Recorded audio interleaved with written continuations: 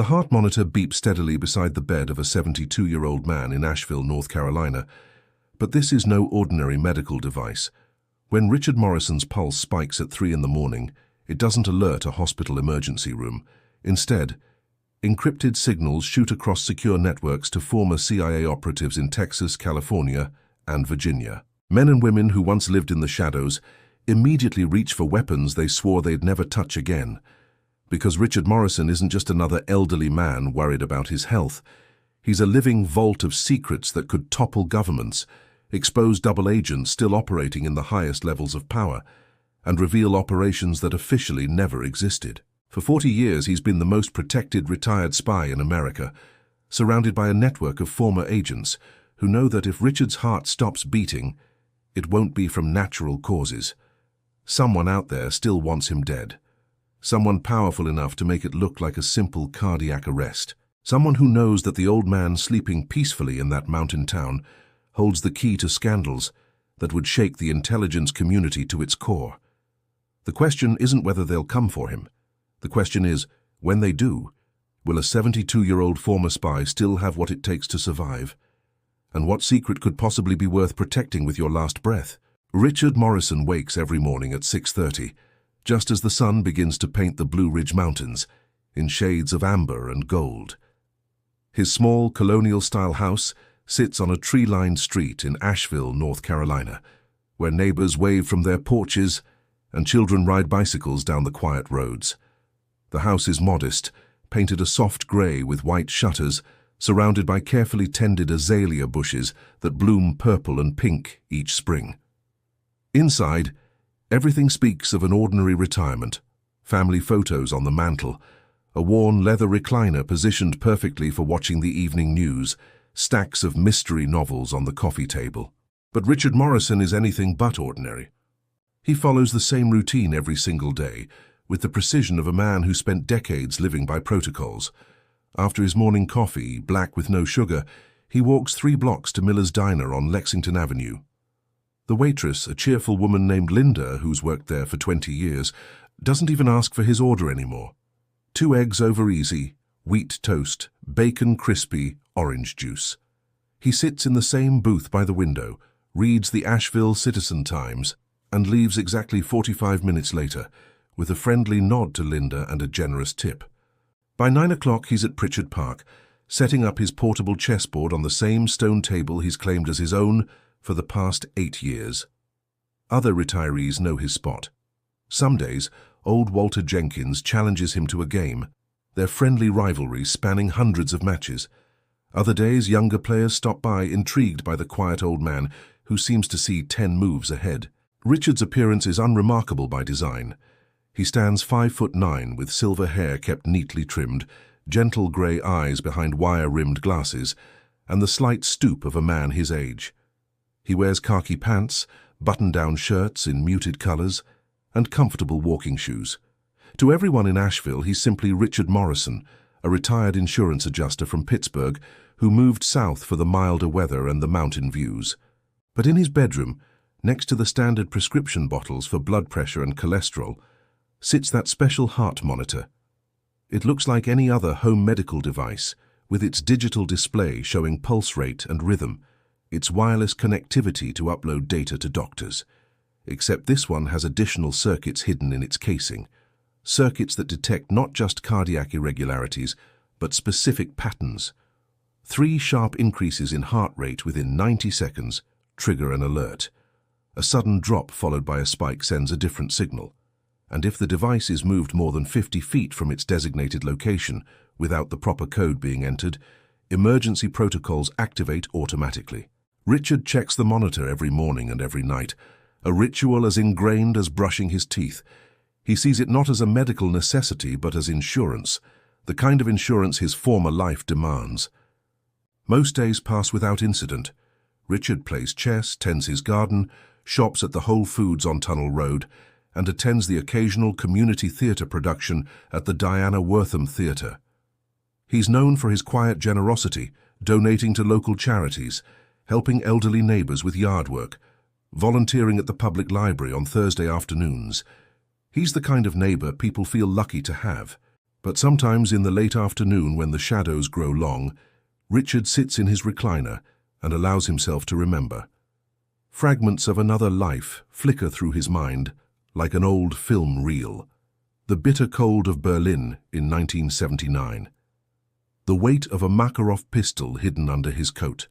The face of a young KGB officer who trusted him completely, never suspecting that every word of their conversations was memorized and later transcribed in a safe house 3 miles away.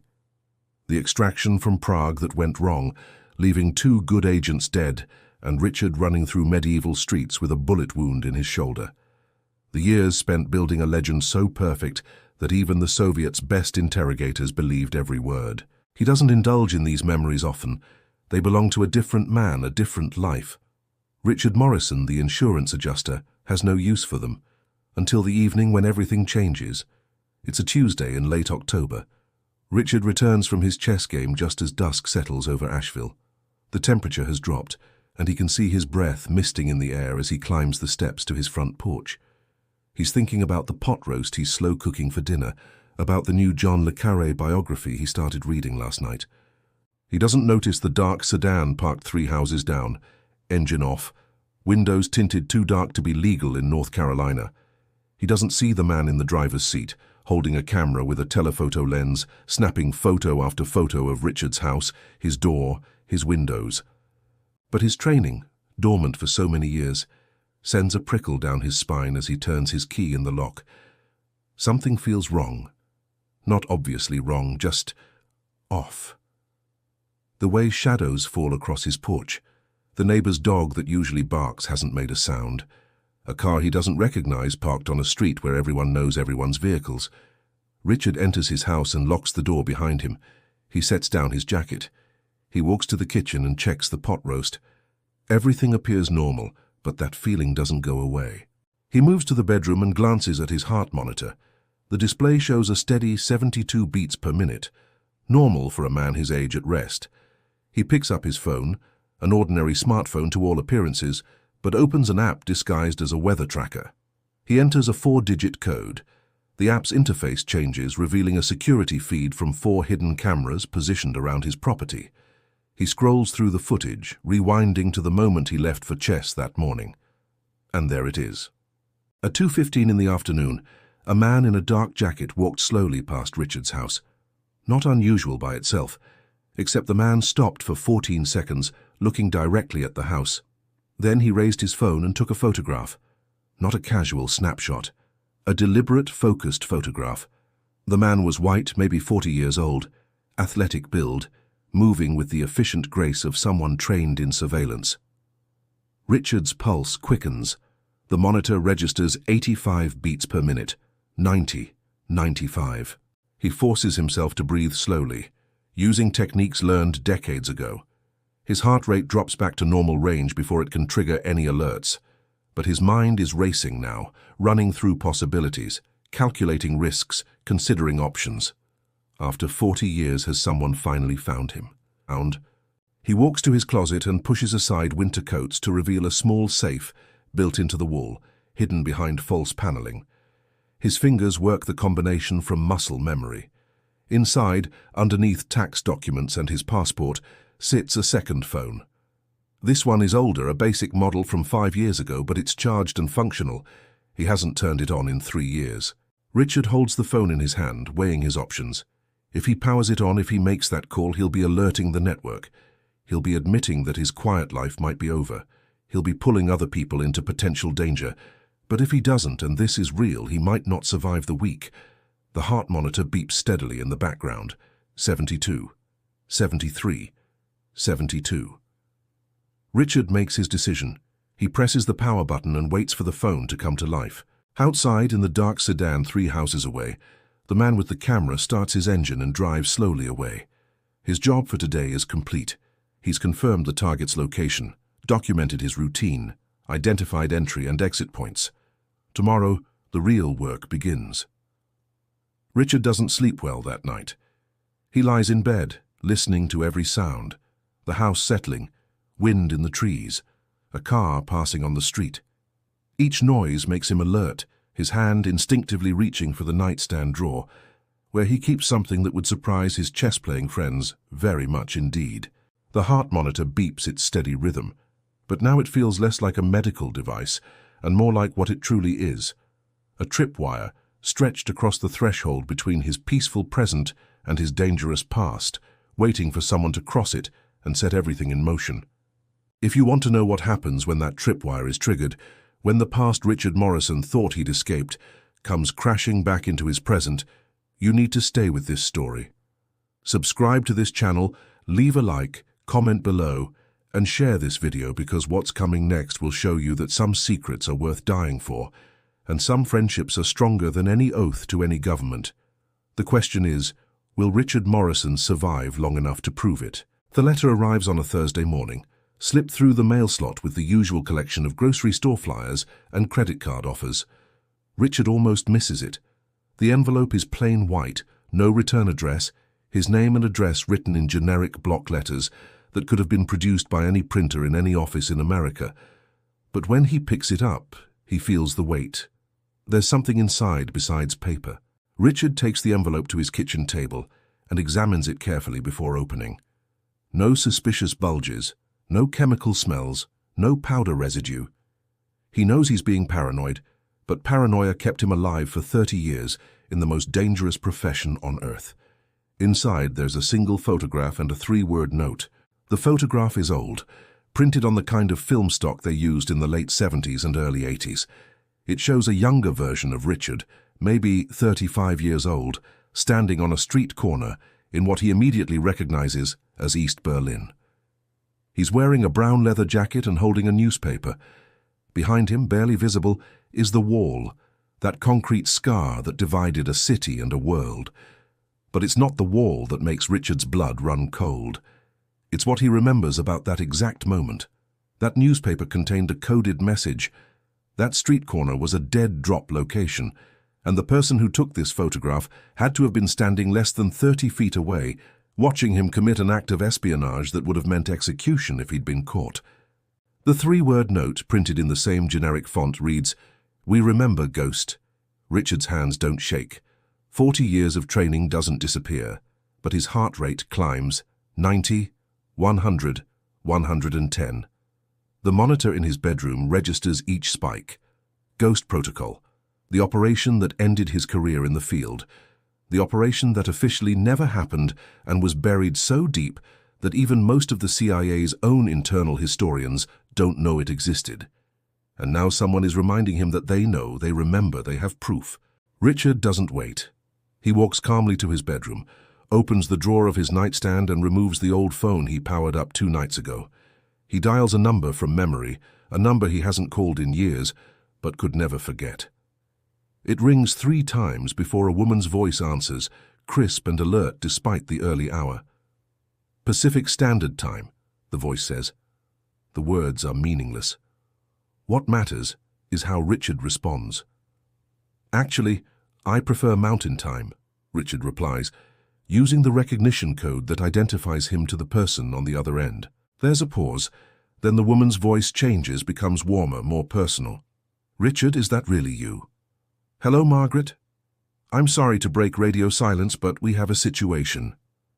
Margaret Chen, his partner on 17 different operations between 1978 and 1984, the woman who once carried him 3 miles through a Czech forest with a bullet in his leg, the woman who retired to Houston, Texas 15 years ago and promised Richard she'd never be more than a phone call away if he needed her. "Tell me," she says simply. Richard describes the letter, the photograph, the surveillance he detected 3 days earlier. As he talks, he can hear Margaret moving, hear the sound of drawers opening, hear the efficient movements of someone who's mentally shifting from retirement mode to operational mode. "Ghost Protocol," Margaret says when he finishes. "Richard, that operation was scrubbed from every record. The documents were destroyed. The only people who knew about it were the principals, and most of them are dead." "Not all of them," Richard says quietly, "and someone just proved they have evidence it existed." "Have you activated the house protocols?" "Not yet. I wanted to consult with you first." "Activate them now. I'm booking a flight to Asheville. I'll be there by tonight." Richard hesitates. "Margaret, you don't have to—" "Stop," she interrupts. "We made a promise, remember.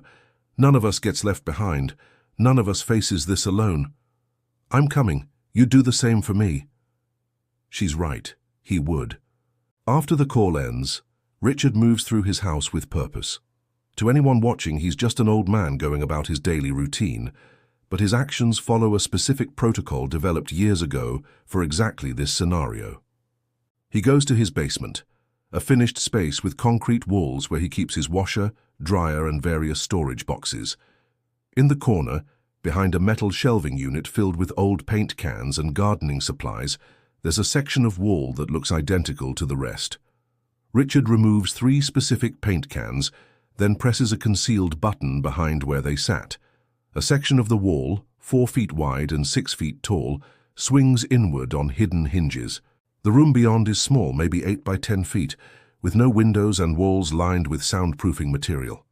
Inside, organized with military precision, are the tools of Richard's former trade.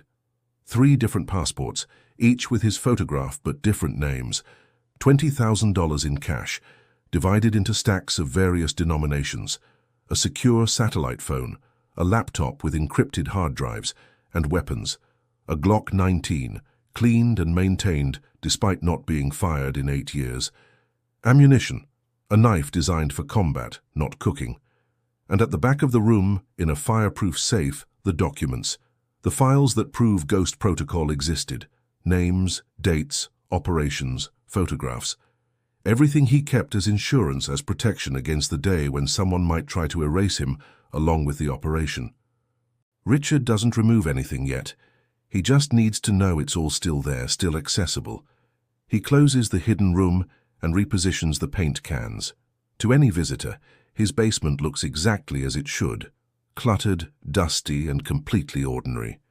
Back upstairs, he prepares lunch mechanically, his mind working through scenarios. Who sent the letter? What do they want? Is this a threat or a warning?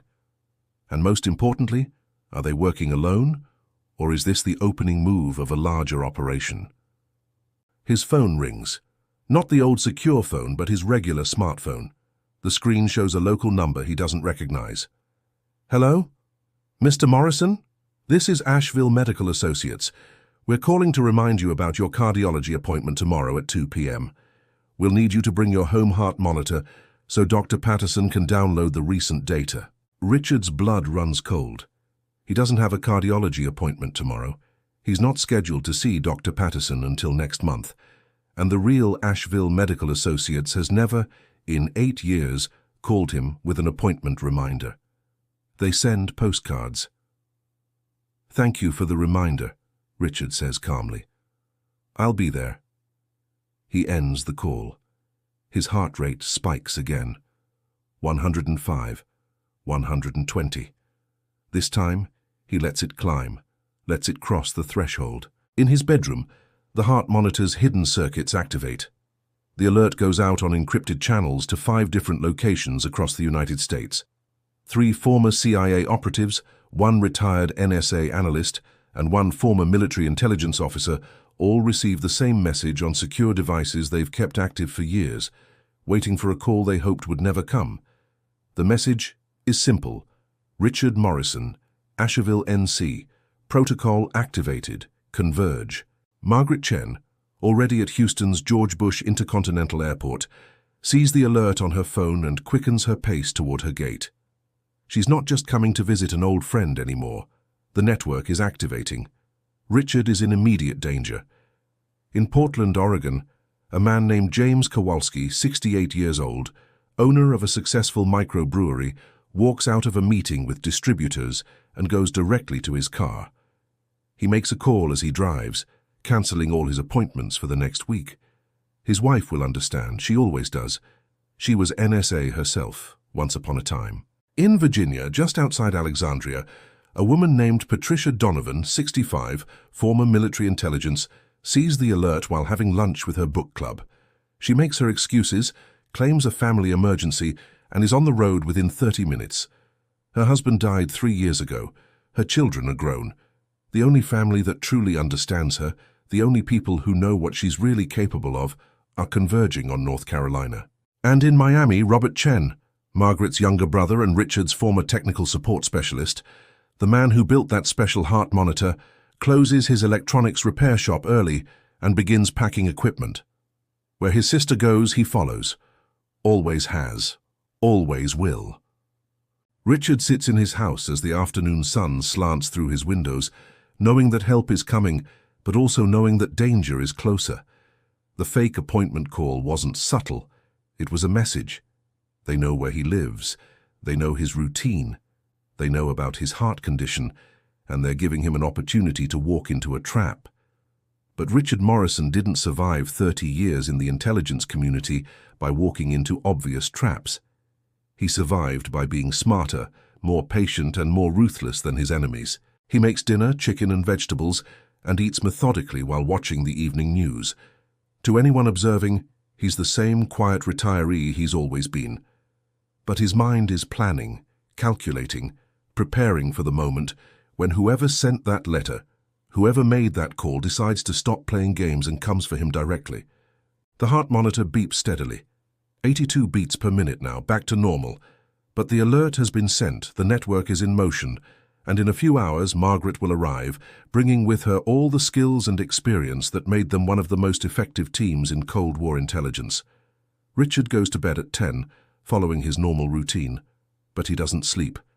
He lies in the darkness, listening, waiting, his hand resting on the grip of the pistol he's placed under his pillow. The house is silent except for the steady electronic beep of the monitor. At 2:37 in the morning he hears it. The softest click of a lock being picked on his back door. Professional work.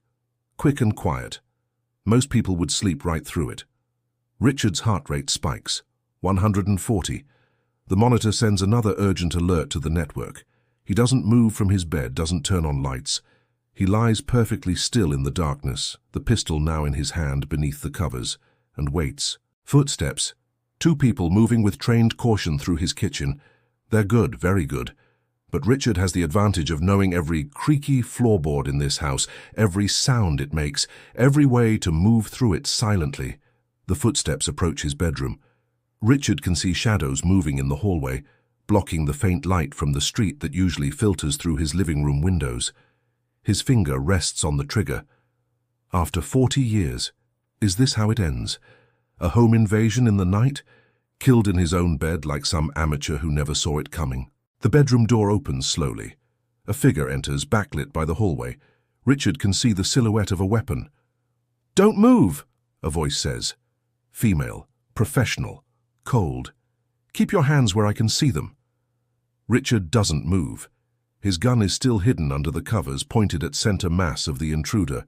"We're not here to hurt you," the voice continues. "We're here to extract you. Someone's coming to kill you, Morrison. Someone very serious.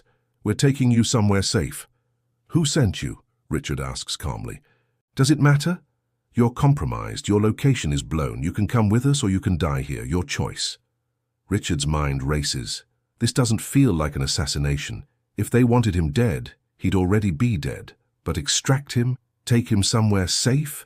That's not how this works. Not after 40 years. Not without proper protocols. "I need verification," Richard says. "I need a recognition code." "We don't have time for—" The sound of a car screeching to a stop outside cuts off the intruder's words. Headlights sweep across Richard's window. A car door slams. "Damn it!" the intruder hisses. "They're here, we're out of time."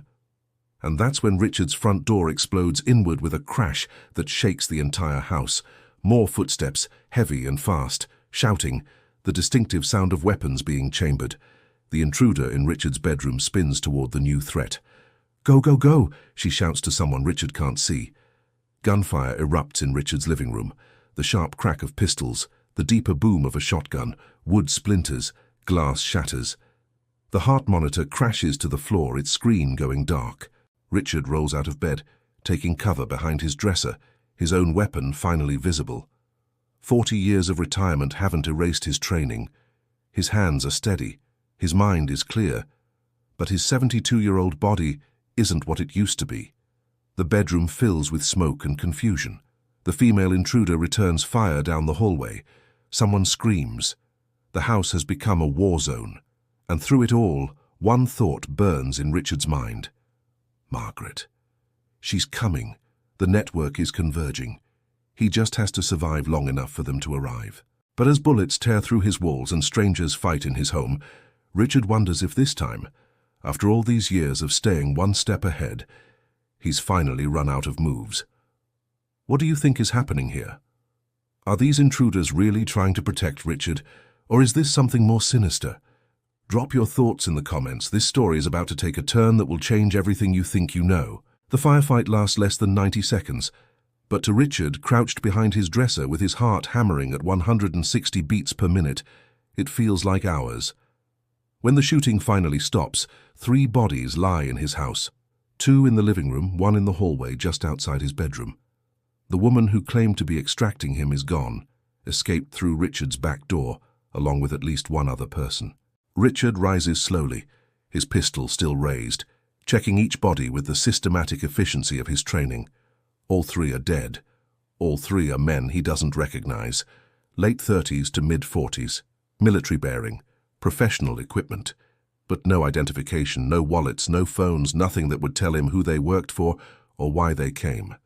His hands don't shake as he checks their weapons and tactical gear, but inside Richard feels something he hasn't experienced in decades, genuine fear.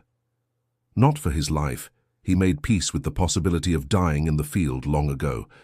Fear because he doesn't understand what's happening, and in his world, confusion gets you killed. The sound of sirens in the distance pulls him back to the present. Neighbors must have called the police. The gunfire was impossible to miss on this quiet street. Richard has maybe 5 minutes before authorities arrive, 5 minutes to make a decision that will determine whether he spends the rest of his life in prison or disappears entirely. He chooses disappear. Moving with speed that surprises even himself, Richard grabs a pre-packed go-bag from his hidden room in the basement. Clothes, documents, cash, and the laptop containing encrypted backups of everything related to Ghost Protocol. He takes one last look at his home, at the life he built over 8 peaceful years, knowing he'll never see it again. He exits through the back door, staying low, moving through yards and using every shadow for cover. His neighbor's dog barks once, but then quiets, recognizing Richard's scent. 3 blocks away, he breaks into a parked Honda Civic, hot-wiring it with skills he last used in 1987. The engine turns over on the second try. Richard drives carefully, obeying every traffic law, heading toward downtown Asheville. Behind him, police lights paint the sky blue and red. His quiet street has become a crime scene. His quiet life is officially over. At a 24-hour coffee shop on Patton Avenue, Richard parks and uses his laptop to access a secure email account he hasn't opened in 5 years. There are 17 new messages, all sent in the last 3 hours, all from various members of the network. Margaret's message is the most recent. Landed Charlotte, heard police reports from your address. Confirm status immediately. Richard types quickly. Active and mobile. House compromised. 3 hostile casualties. 1 unknown female claimed extraction. Needs safe house and full team assembly. He sends the message and waits, watching the street through the coffee shop window. At 3:47 in the morning, Asheville is mostly deserted.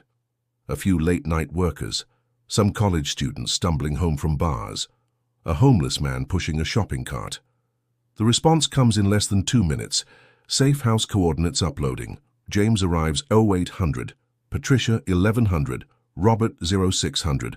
We converge and extract you. Maintain dark until then. Richard downloads the coordinates. A cabin in the mountains west of Asheville, about 40 minutes away. Remote, defensible. Exactly the kind of place the network would have prepared years ago for exactly this scenario. He buys the largest black coffee they sell and a breakfast sandwich he doesn't want, using cash. The young barista with multiple facial piercings barely looks at him, too focused on her phone. Richard is invisible, just another insomniac old man getting his caffeine fix. At 4:30, Richard drives the stolen Honda up increasingly narrow mountain roads, following coordinates rather than GPS to avoid leaving any digital trail. The cabin appears exactly where it should be, set back from the road, surrounded by trees, with clear sightlines in all directions. He approaches carefully, weapon drawn, checking for any signs of ambush or surveillance. The cabin is empty but clearly maintained. Solar panels on the roof, a generator in a small shed. Inside, the furniture is basic but functional. Most importantly, the windows have been reinforced with bulletproof glass, and the door frame has been enhanced with steel plates hidden behind decorative wood.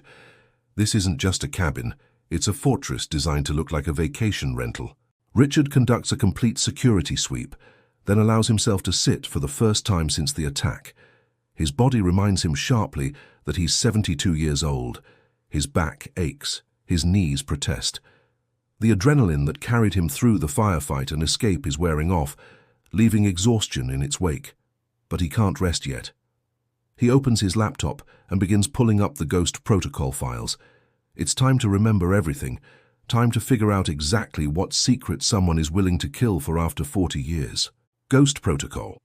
The operation began in January 1979 and ran for 5 years. Richard was the primary field operative, with Margaret as his partner and handler. The mission: infiltrate a rogue KGB cell that was operating independently, conducting assassinations and espionage outside official Soviet channels. This cell was dangerous not just because of what it did, but because it represented a breakdown in Soviet command structure. Elements within both the CIA and KGB wanted it eliminated, but neither could act officially without creating an international incident. So Ghost Protocol was born, a joint operation that officially didn't exist, where American and Soviet intelligence cooperated in secret to eliminate a mutual threat. Richard was inserted with a cover so deep that even most of his CIA colleagues didn't know his true mission. For 5 years, he played the role of a mid-level translator, with access to sensitive information, slowly gaining the trust of the rogue cell while feeding intelligence to both sides. The operation ended in 1984, when the cell's leadership was eliminated in what appeared to be an internal purge. The remaining members scattered. The operation was declared successful and buried so deep that all physical records were destroyed. The only proof it ever happened exists in the memories of the people who ran it and in the backup files Richard kept as insurance. As Richard reviews the files, one name keeps appearing. One person who was involved at the highest levels, who knew every detail, every operative, every secret. Senator Thomas Blackwood. Back then, he was just Captain Thomas Blackwood, a young military intelligence liaison working coordination between different agencies. Now he's a powerful U.S. Senator from Virginia, chair of the Senate Intelligence Committee, and a leading candidate for Secretary of Defense in the next administration. If Ghost Protocol's existence became public, it would destroy Blackwood's career. The revelation that American intelligence cooperated with the KGB, even to eliminate a mutual threat, would be political poison. The families of agents killed during that period would demand answers about whether their loved ones died in authorized operations or in the illegal activities of Ghost Protocol. And Blackwood's role in authorizing certain actions that crossed legal and ethical lines, would likely result in criminal charges. Richard sits back, understanding finally clicking into place. Someone is cleaning house. Someone with the resources to send professional killers with access to old intelligence files, with enough power to make people disappear. Someone like Senator Thomas Blackwood. But why now? Why after 40 years? Richard finds his answer in a news article from 3 days ago, buried in the political section of the Washington Post.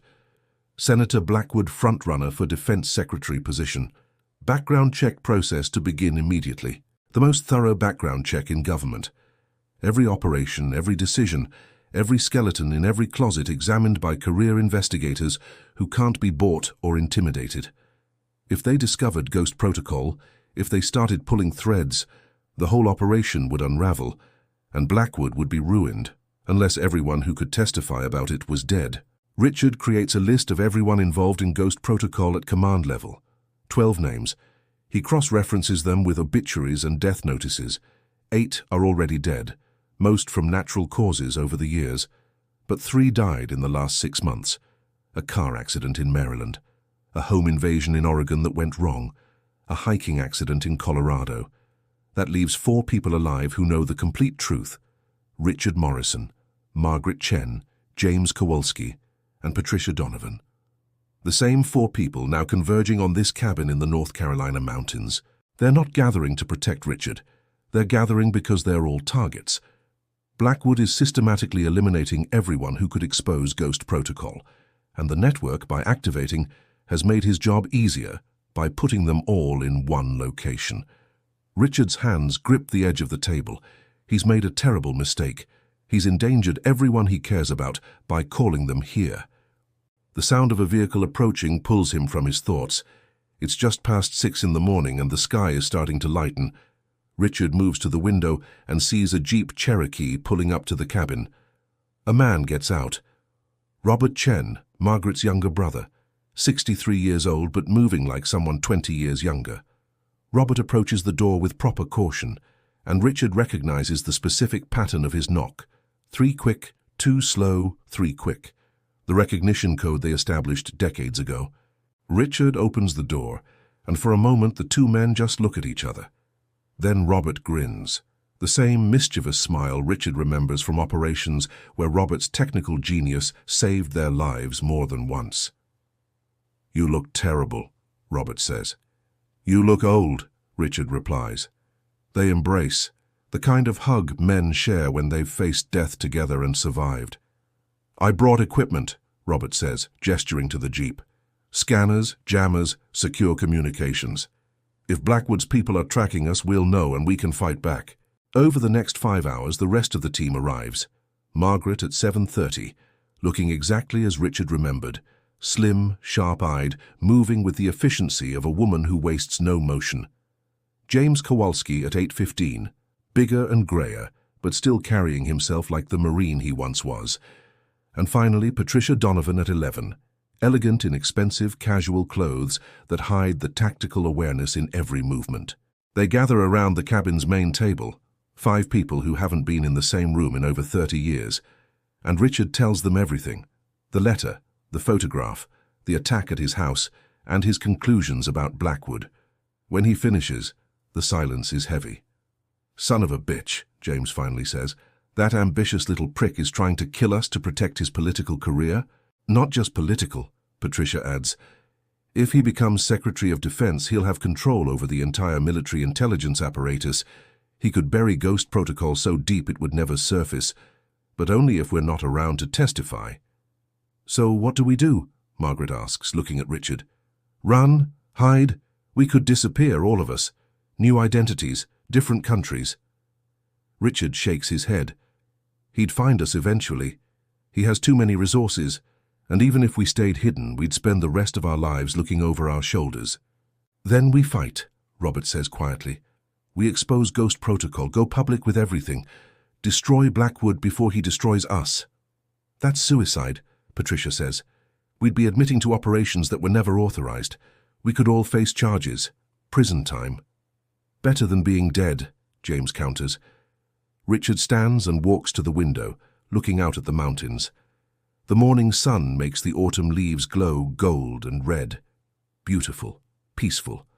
A stark contrast to the war they're planning. "There's a third option," he says slowly. "We don't run and we don't go public. We do what we do best. We operate in the shadows. We gather proof of what Blackwood's doing now, the murders, the cover-up, the abuse of power. We don't expose Ghost Protocol. We expose him." Margaret nods slowly. "Turn it around. Make him the target of an investigation instead of us." "Exactly. Ghost Protocol stays buried, but Blackwood goes down for murder and conspiracy. We stay alive, stay free, and get justice for the people he's already killed." The room fills with calculating silence as each person weighs the proposal. Finally, Patricia speaks. "I'm in, but we'll need evidence, real documented proof that Blackwood ordered those killings. And we'll need to move fast," James adds. "Once he realizes we've all gathered in one place, he'll hit us hard." "Then we don't wait for him," Margaret says, her voice taking on the command tone Richard remembers from their operational days. "We hit him first. Thank you so much for staying with this story until this point.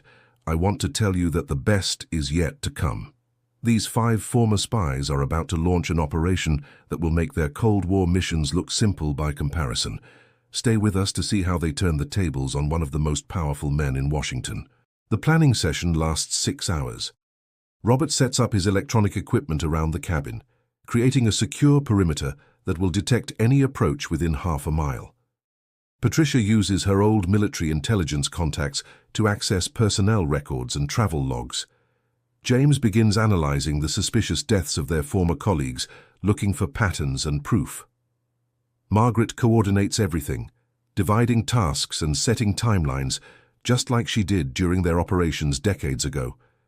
And Richard focuses on the most important element, finding someone they can trust to help them bring Blackwood down from the inside.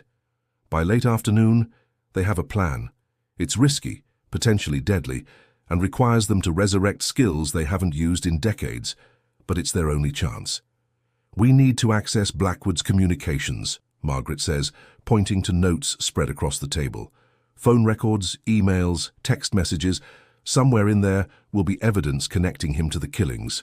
"His phones will be encrypted," Robert says, "military-grade security. But I can build something that might crack it. I'll need 48 hours and some specialized equipment." "I can get the equipment," Patricia offers. "I still have contacts at Fort Bragg. They owe me favors they won't want their wives knowing about." She smiles slightly. "The benefits of a misspent youth." James taps one of the death reports. "The hiking accident in Colorado.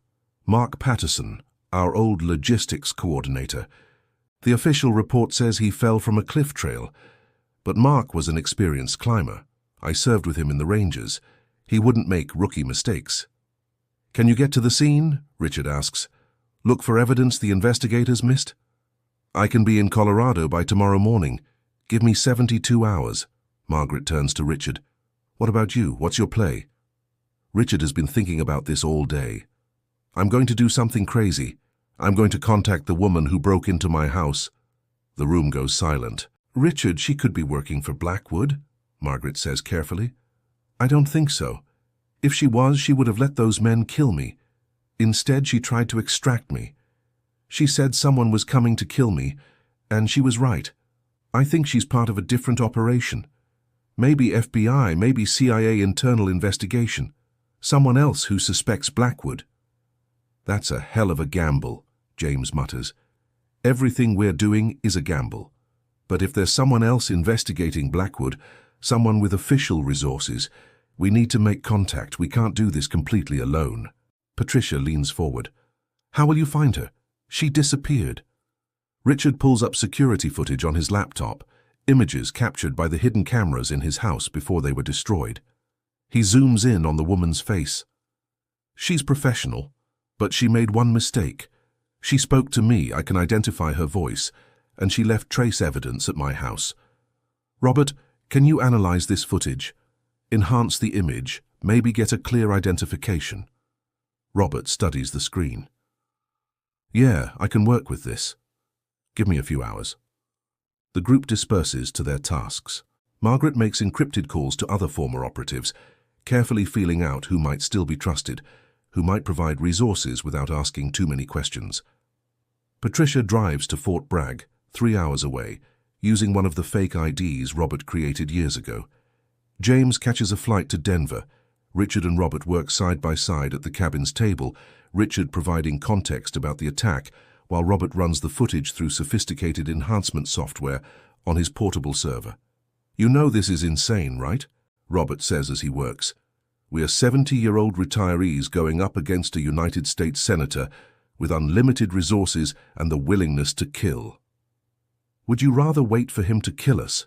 Richard asks. "No, but I'd rather be in Bermuda with a cocktail and a good book." Robert pauses, then smiles. "Actually, that's a lie. This is the most alive I've felt in 15 years. Running my repair shop, fixing people's broken phones. It's honest work, but it's boring as hell. I missed this, missed the team, missed feeling like what I do matters." Richard understands completely. The 8 years in Asheville were peaceful, but part of him missed the intensity, the purpose, the sense that his actions had weight in the world. By 9 p.m., Robert has enhanced images of the woman.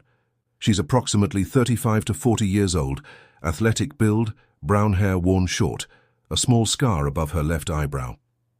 Robert runs her face through databases he shouldn't have access to, but somehow does. The result makes Richard sit back in surprise. "Agent Sarah Mitchell," Robert reads from the screen, "FBI, assigned to the Public Corruption Unit, specializes in investigating abuse of power by elected officials. He looks at Richard. You were right. She's not working for Blackwood. She's investigating him. Can you get a phone number? A way to contact her? Better. I can get her location. She's sloppy with her personal phone security. Probably figures nobody knows her real identity. Robert's fingers fly across the keyboard. Got it. She's in Raleigh, North Carolina, staying at a Marriott downtown. Richard makes a decision. I'm going to Raleigh tonight. That's a 3-hour drive and you look like death warmed over. When was the last time you slept? I'll sleep when Blackwood's in custody. Right now, I need to make contact with Agent Mitchell before she does something that gets her killed. Margaret returns from her calls just as Richard is preparing to leave. When he explains his plan, she insists on coming with him. You're not driving 3 hours alone, she says firmly. You're exhausted, you've been shot at, and you're making decisions on adrenaline. I'm coming as backup. Richard knows better than to argue with Margaret when she uses that tone. 20 minutes later, they're in Robert's Jeep, heading east through the dark mountain roads toward Raleigh.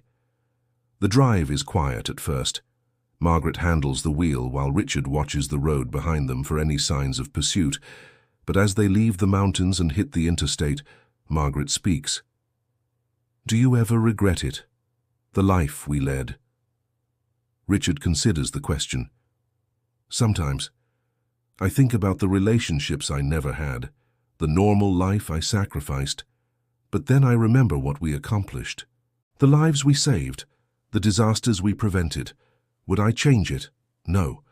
But I wish there had been a better ending than watching my colleagues die one by one.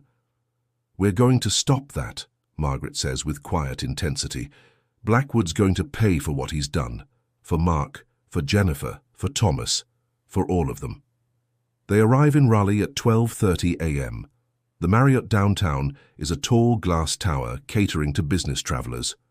Robert provided them with Agent Mitchell's room number, through methods that are definitely illegal, but undeniably effective. Richard and Margaret enter the hotel separately, using the kind of tradecraft that's second nature even after decades. They take the elevator to the 7th floor, where Agent Mitchell is staying in room 714. Richard knocks 3 times, then waits. He can feel the tension in the hallway, knowing that this moment could go very wrong very quickly. The door opens slightly, held by a security chain. Agent Mitchell's face appears in the gap. Her eyes widen in recognition. Mr. Morrison, I should arrest you for breaking into that house in Asheville. You broke into my house first, Richard points out, and I think we need to talk. We're on the same side. I don't know what side you're on. The side that wants Senator Blackwood in prison for murder. May we come in, or would you prefer to have this conversation in the hallway where anyone could overhear? Agent Mitchell hesitates, then closes the door to remove the chain. She opens it fully, revealing that she's holding a service weapon pointed at the floor. Come in, but I swear if this is a trap I will shoot both of you. Fair enough, Margaret says, entering with her hands visible. We'd do the same. The hotel room is functional but impersonal. Agent Mitchell has converted it into a makeshift operations center with a laptop, files and photographs spread across the desk and one of the beds. Richard recognizes some of the faces, former Ghost Protocol operatives, all deceased. You're investigating the deaths, Richard says. It's not a question. I'm investigating a pattern of suspicious accidents and crimes involving former intelligence operatives. The pattern points to someone trying to eliminate anyone with knowledge of an operation called Ghost Protocol. Agent Mitchell sets her weapon on the nightstand, but keeps it within easy reach. You're Richard Morrison, CIA field operative, retired 1984. You were the primary agent in Ghost Protocol. And you think Senator Blackwood is behind the killings, Margaret adds. I know he is. I have circumstantial evidence, financial records showing payments to known assassins, communications that are coded but suggestive. What I don't have is proof. Nothing that would convince a prosecutor to move against a sitting senator. Richard pulls out his phone and shows Agent Mitchell the photograph he received, the one of him in East Berlin. Someone sent this to me 3 days ago, along with a note mentioning Ghost Protocol. I think it was Blackwood letting me know he has evidence of the operation and can expose it if I don't cooperate. Agent Mitchell examines the photograph closely. This is leverage. But it's also evidence. If we can trace who sent it, we can connect Blackwood directly to harassment and extortion. We can do better than that, Margaret says. We have a team working on collecting proof of Blackwood's crimes. We're not just former spies, Agent Mitchell. We're former spies who are very motivated to stay alive. And we have resources you don't. Illegal resources, Agent Mitchell says flatly. Probably, Richard admits, but effective. The question is, are you willing to work with us? We give you the evidence you need for prosecution. You make sure we don't end up in prison for what we did 40 years ago. Agent Mitchell walks to the window, looking out at downtown Raleigh's nighttime skyline. When she turns back, her expression is resolved. I became an FBI agent because I believe in justice. Real justice, not the kind that protects powerful people while regular citizens suffer the consequences of their crimes. Blackwood has murdered at least 8 people that I can prove, probably more. He's abusing his position, corrupting the intelligence community, and making a mockery of everything we're supposed to protect. She pauses. So yes, Mr. Morrison, I'll work with you. But understand this. When we're done, when Blackwood is in custody, you and your team will tell me everything about Ghost Protocol, every operation, every decision, every gray area. And then we'll figure out what, if anything, needs to be prosecuted. That's fair, Richard agrees. But first, we need to survive long enough to take Blackwood down. Then let's get to work, Agent Mitchell says. They spend the next 3 hours coordinating. Agent Mitchell shares her investigation files. Richard and Margaret explain their team's plan. They identify the critical evidence they need. Proof that Blackwood ordered the killings, financial records connecting him to the assassins, and communications showing his intent. By 4 a.m., they have a comprehensive strategy. Robert will crack Blackwood's encrypted communications. Patricia will use her military contacts to access classified files on the assassination teams. James will provide physical evidence from the crime scenes. And Agent Mitchell will use her FBI resources to build the legal framework for prosecution. It's ambitious, it's dangerous, and it requires perfect coordination between 5 retired spies and 1 FBI agent who are all targets of one of the most powerful men in Washington. As Richard and Margaret drive back to the cabin in the early morning darkness, Margaret says what they're both thinking. This could work. We might actually pull this off. Or we could all end up dead by the end of the week, Richard replies, always the optimist. Despite everything, Richard smiles. This is what he missed. The teamwork, the high stakes, the feeling that what they're doing matters. He's 72 years old, exhausted, hunted, and more alive than he's been in years. The story is almost at its end, but I need you to stay with us until the final moments. Everything comes together in the next chapter. Every question gets answered. Every piece falls into place. If you're still watching, it means this story has captured your attention, and that means you should subscribe to this channel and hit that like button so you do not miss the amazing stories we have coming your way. Stay with us. The conclusion will blow your mind. The operation launches on a Wednesday morning, exactly 72 hours after Richard's house became a war zone. The team has prepared meticulously, using every skill and resource accumulated over decades in intelligence work. But they all know that no plan survives contact with reality. Something will go wrong. The question is whether they can adapt quickly enough to survive. James Kowalski returns from Colorado with physical evidence that changes everything. The hiking accident that killed Mark Patterson wasn't an accident at all. James found rope fibers at the scene that don't match Mark's equipment, clear signs that someone cut his climbing rope while he was rappelling down a cliff face. More importantly, James recovered a small camera hidden in the rocks, a trail camera used by wildlife photographers. It captured everything: 2 men approaching Mark on the trail, a confrontation, and then the deliberate sabotage that sent Mark falling to his death. The men's faces are clear, James reports, displaying images on Robert's laptop. I ran them through law enforcement databases. Both are former military, both discharged under questionable circumstances, both currently working as private security contractors. For whom? Agent Mitchell asks. A company called Aegis Solutions. On paper, they provide security services to corporate clients. In reality, they're a front for off-the-books operations. And guess who sits on their board of directors? Thomas Blackwood, Richard says. His brother, actually. Lawrence Blackwood. But that's a distinction without a difference. The company is family-controlled. Agent Mitchell photographs every piece of evidence with her phone. This is good.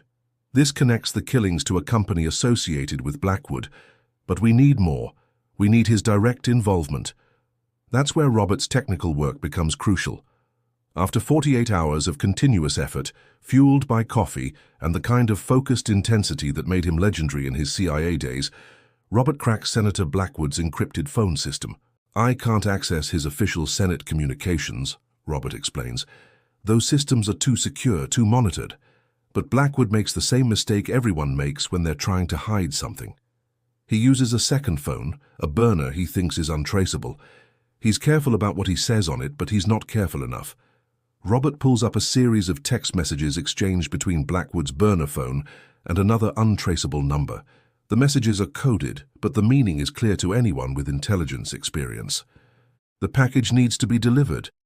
Location confirmed for Asheville. Primary target identified, secondary targets converging. The dates match perfectly with the events of the past week. "This is it," Agent Mitchell says, her voice tight with controlled excitement.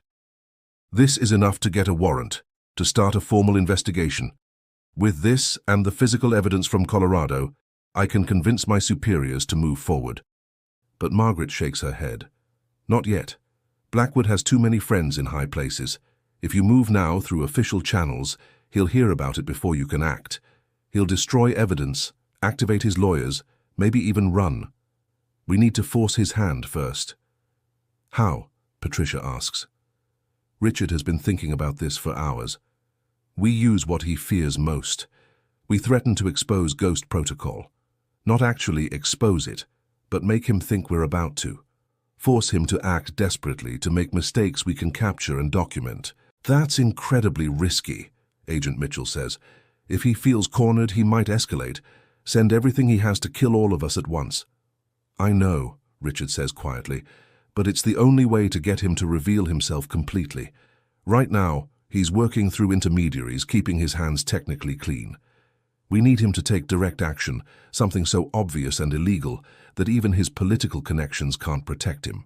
The plan they develop is elegant in its simplicity and terrifying in its risk. Richard will send Blackwood a message, letting him know that in 48 hours, Ghost Protocol will be exposed to major media outlets. Complete documentation, names, dates, operations.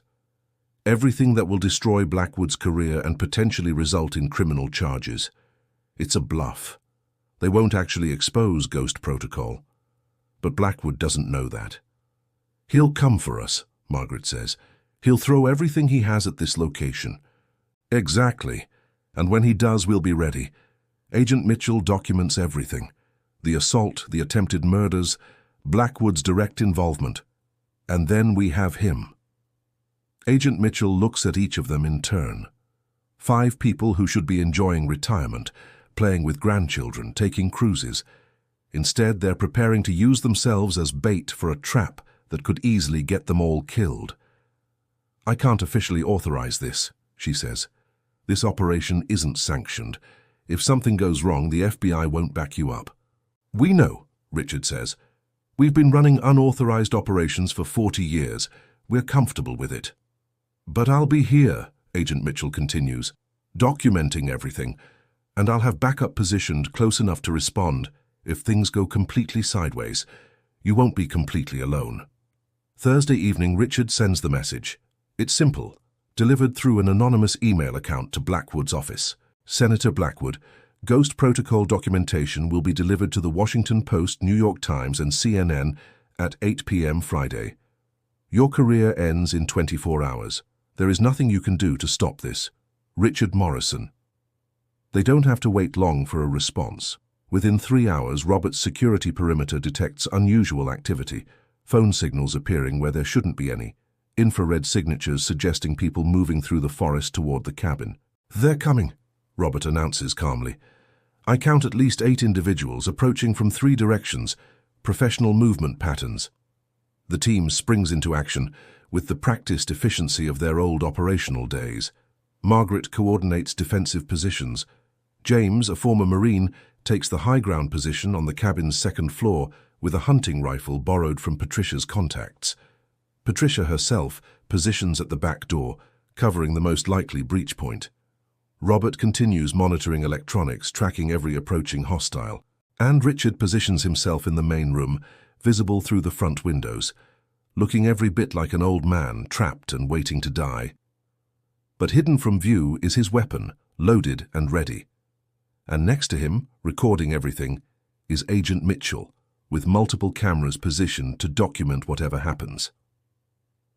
They're going to try negotiation first, Richard predicts. Blackwood can't afford the political fallout of a massacre if there's any other option. He's right. At 11 p.m., Richard's burner phone rings. The number is blocked, but Richard knows who it is. Mr. Morrison. Senator Thomas Blackwood's voice is smooth, cultured, the voice of a man accustomed to power and deference. I think we need to talk. I don't have anything to say to you, Senator. You murdered my colleagues.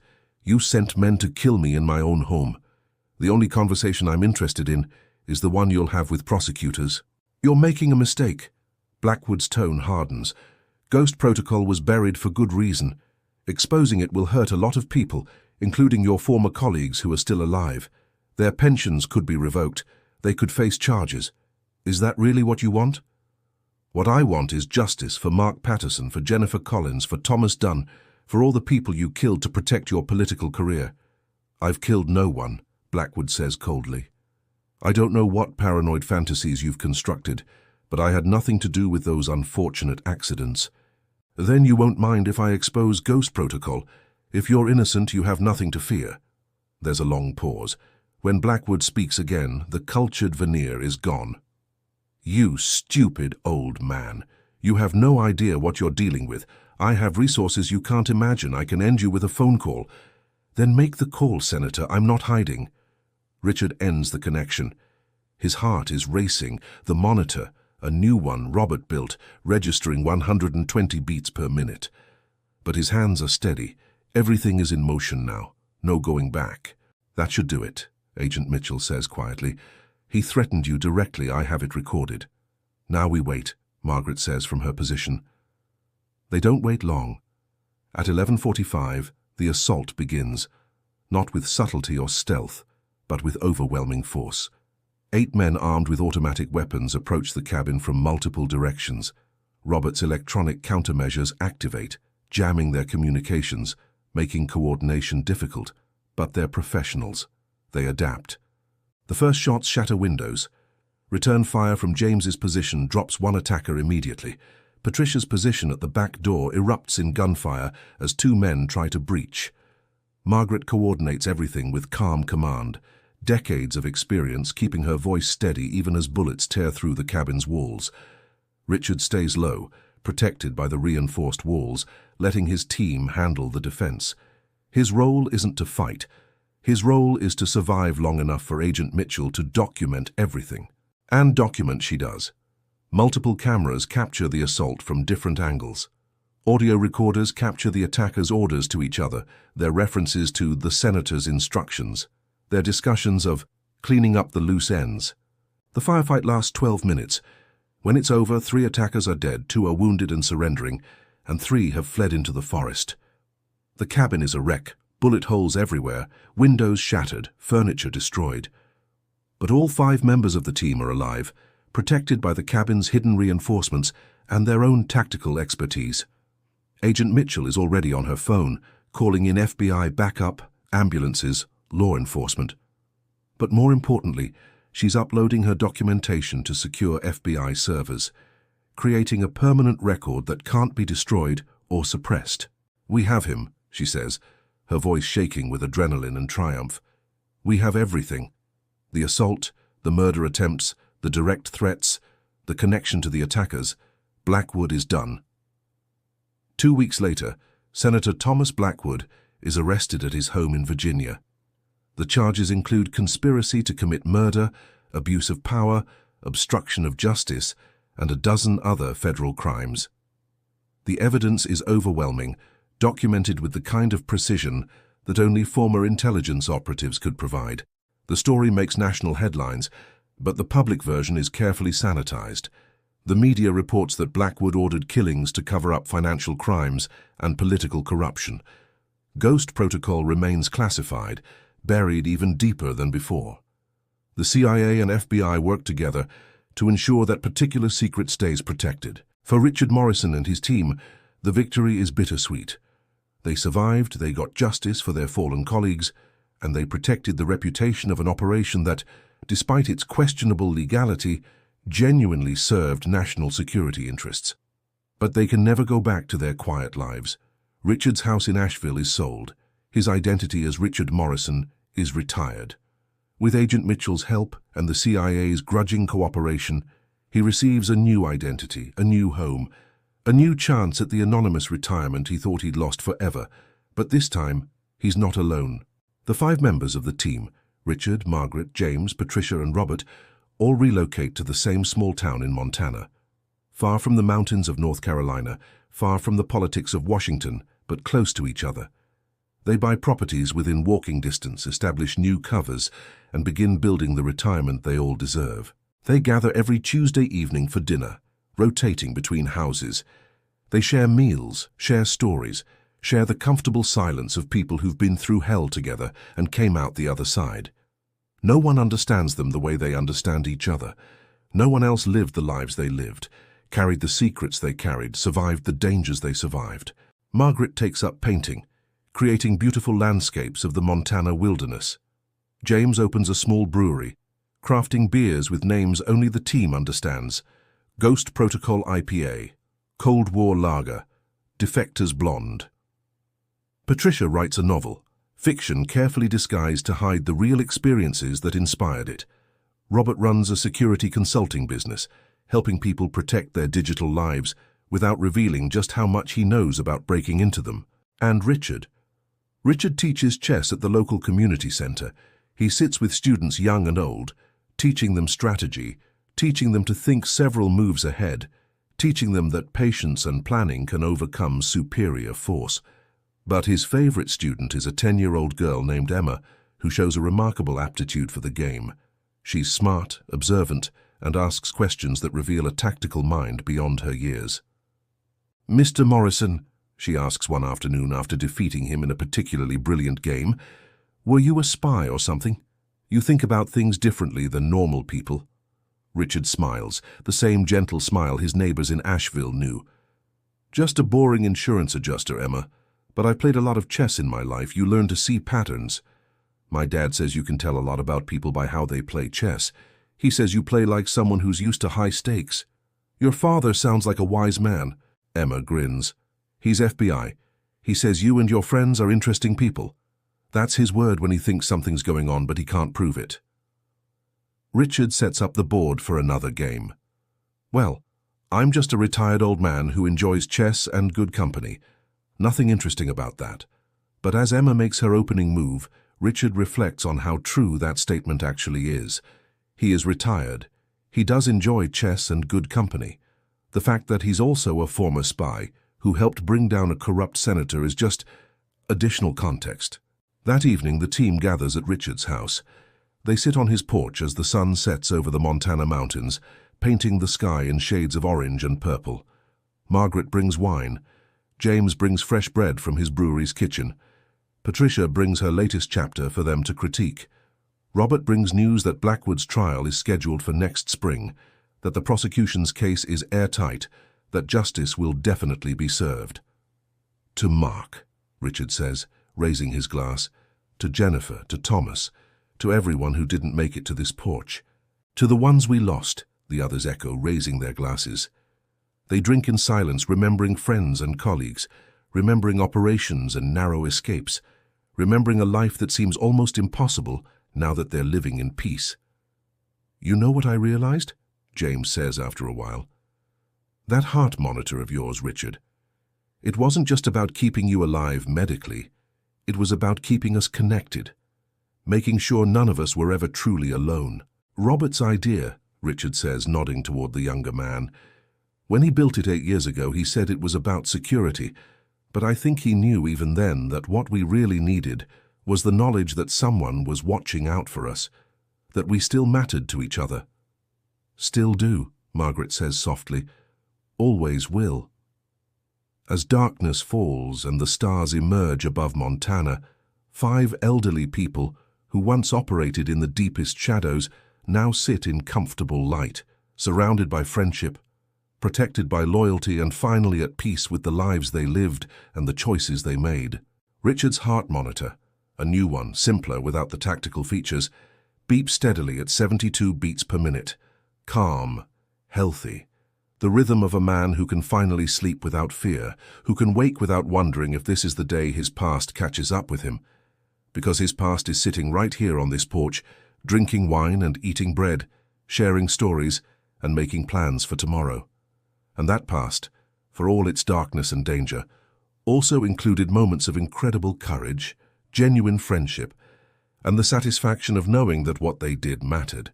The heart monitor beeps on, a steady rhythm, a peaceful rhythm, the rhythm of a life well lived, secrets well kept, and friendships that transcend time, danger, and the classified operations that officially never happened. Some secrets are worth dying for, but as Richard Morrison discovered, some friendships are worth living for, and in the end that makes all the difference. What an incredible journey we've been on together. From a quiet retirement in Asheville to a mountain cabin under siege, from decades-old secrets to justice finally served. Richard Morrison and his team showed us that courage doesn't have an expiration date, that loyalty can survive decades of separation, and that sometimes the bravest thing you can do is protect not just yourself, but the people who matter most to you. I want to hear from you. What did you think of this story? Did it surprise you? Did it move you? Did Richard's journey resonate with something in your own life? Drop a comment below and tell me what you thought. And please, tell me your name and what city and state you're watching from. I love knowing that these stories are reaching people all over the world, connecting us through the power of narrative and shared human experience. If you enjoyed this story, please hit that subscribe button. We have so many more incredible stories coming your way. Stories of ordinary people in extraordinary circumstances. Stories that will make you think, feel, and see the world a little differently. And don't forget to click the like button. It really helps us reach more people who love these kinds of tales. Thank you for staying with us until the very end. Thank you for investing your time in Richard's story. And now, I invite you to watch the next recommended video appearing on your screen. Trust me, you won't want to miss it. So until next time, remember, everyone has a story worth telling, and every ending is really just another beginning.